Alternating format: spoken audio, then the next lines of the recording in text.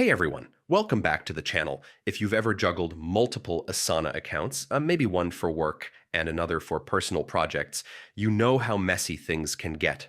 Today, I'll walk you through a simple, step-by-step guide to merge your Asana accounts into one streamlined experience. Stick around until the end because I'll also share an important warning you don't want to miss. Step 1. Log into your primary account. First, go to the Asana website and log into the account you want to keep as your main account. This will be your central hub moving forward.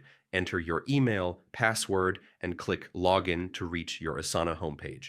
Step 2. Access account settings. Once inside, head over to the top right corner of the screen and click on your profile icon. From the drop-down, select Settings. Then navigate to the Account tab inside your Settings menu. Step 3. Add a new email address. Here's where the magic happens. Look for the option that says Add New Email. You may need to re-enter your password for security. Now, type in the email address of your secondary Asana account, the one you want to merge. Click Add. Step 4. Confirm the merge. Asana will immediately send a confirmation email to that secondary address. Open your inbox, find the message from Asana, and click the verification link. This step is absolutely crucial, and without confirming, the accounts won't merge. Step 5. You're done.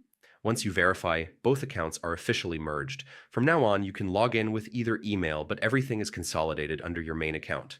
Merging accounts makes your workflow simpler with all tasks and projects in one place. But here's the big warning. Once accounts are merged, there's no way to separate them again. So be absolutely sure before you go through with it.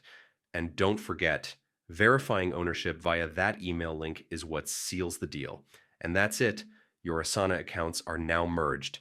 If this guide helped, hit the like button, subscribe for more tutorials, and check the description for additional resources. Thanks for watching, and I'll see you in the next video.